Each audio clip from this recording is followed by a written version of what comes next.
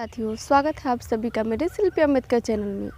दोस्तों, कैसे हैं आप लोग? आशा करते हैं कि आप लोग अच्छे होंगे और स्वस्थ होंगे। दोस्तों, मैं जैसा कि मैंने पिछले वीडियो में बता दिया था कि मैं शादी अटेंड करने आई हुई हूँ और घर पे वीडियो बनाने के लिए एडजस्ट नहीं कर पा रही हूँ, इसीलिए मुझे बाहर निकल के वीडियो बनाना पड़ रहा है। किसी भी तरीके से आप लोगों तक एपिसोड के बारे में पहुँचा रही हूँ, इसीलिए आप लोग मेरे चैनल को सब्सक्राइब ज़रूर कर दीजिएगा। दोस्तों, चलिए आज के वीडियो में इतना ही। आगे बताऊंगी तो बहुत वीडियो लंबी बन जाएगी, तो इसीलिए बिना देर किए हुए एपिसोड के बारे में बता देती हूँ।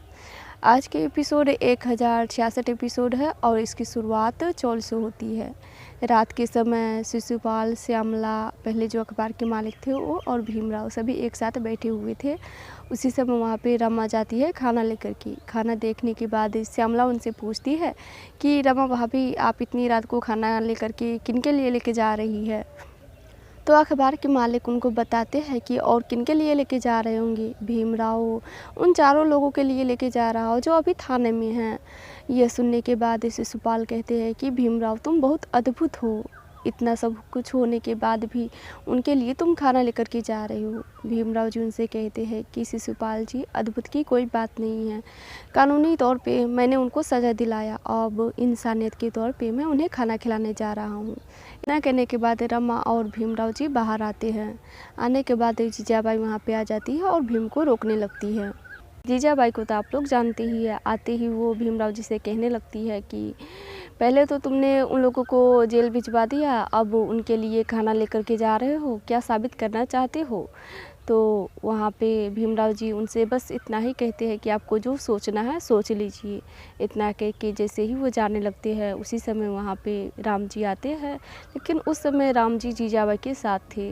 राम जी उनसे कहते हैं कि भीम, इस बार मैं जीजाबाई के पक्ष में हूँ और मैं भी यही चाहता हूँ कि पहले तुम्हें मैंने और बाकी लोगों ने रोकने की कोशिश की, लेकिन तुमने किसी का एक नहीं सुना। पहले तो तुमने उन लोगों को जेल भिजवा दिया, अब उनके लिए खाना ले जा कर के क्या साबित करना चाहते हो?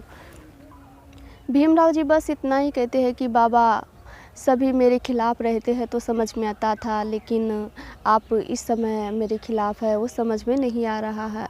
और बाबा, मैंने ये सिद्धांत मैं दो ही लोगों से सीखा हूँ। पहले तो आपसे बाबा, और दूसरी मेरी आई भीमाबाई, क्योंकि आप दोनों ने ही मुझे सिद्धांत सिखाया है और मैं हमेशा सिद्धांत पे ही टिका रहता हूँ। इसीलिए मेरा सिद्धांत यही कहता है कि मैं उन लोगों को जाकर खाना खिलाऊँ।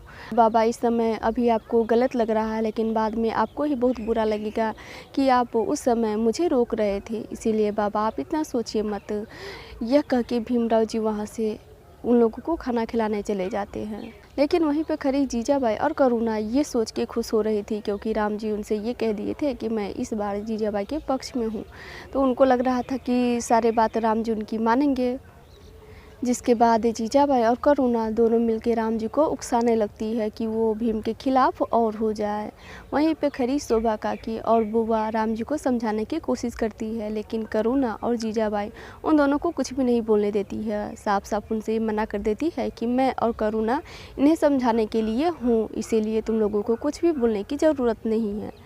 यह सुनने के बाद राम जी को बहुत गुस्सा आता है। साथ में वो जीजाबाई और करुणा से कहते भी है कि मैं भीम के खिलाफ़ कभी नहीं रहता हूँ और अभी भी भीम के खिलाफ़ नहीं हूँ, बल्कि मुझे गर्व हो रहा है कि मेरा बेटा इंसानियत के तौर पे उन लोगों को खाना खिलाने गया है।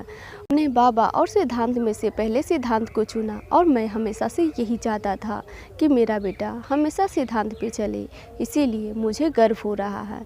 इतना कह के वो खाना खाने चले जाते हैं। लेकिन वहीं पे खड़ी जीजाबाई और करुणा को बहुत बुरा लग जाता है। वहीं दूसरी तरफ दरोगा साहब बैठ के खाना खा रहे थे, तो उनको देख के जोखू, जनार्दन, मनोहर ये सभी कह रहे थे कि दरोगा साहब थोड़ा सा खाना दे दीजिए, हम लोगों को बहुत भूख लगी हुई है।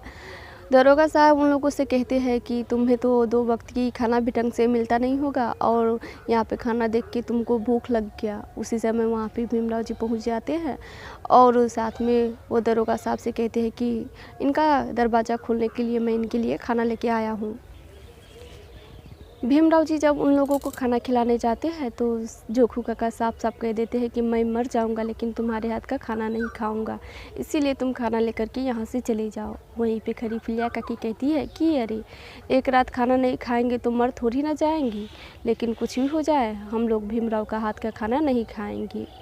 भीमराव जी उन लोगों को समझाते बहुत है कि जोखू काका बहुत सालों से हम लोग एक साथ रह रहे हैं, मैंने आपके लिए कुछ तो अच्छा काम किया होगा, वही याद करके आप खाना खा लीजिए, नहीं तो मैं भी खाना नहीं खाऊंगा। जोखू काका उनसे पूछते हैं क्या भीमराव सच में तुम खाना नहीं खाओगे अगर हम लोग खाना नहीं खाएंगे तो भीमराव जी बस मुस्कुराते हैं। यह देख के जोखू काका कहते हैं कि भीमराव तुम खाना उठाओ और चौल में चले जाओ और भूखे रह के मर जाओ।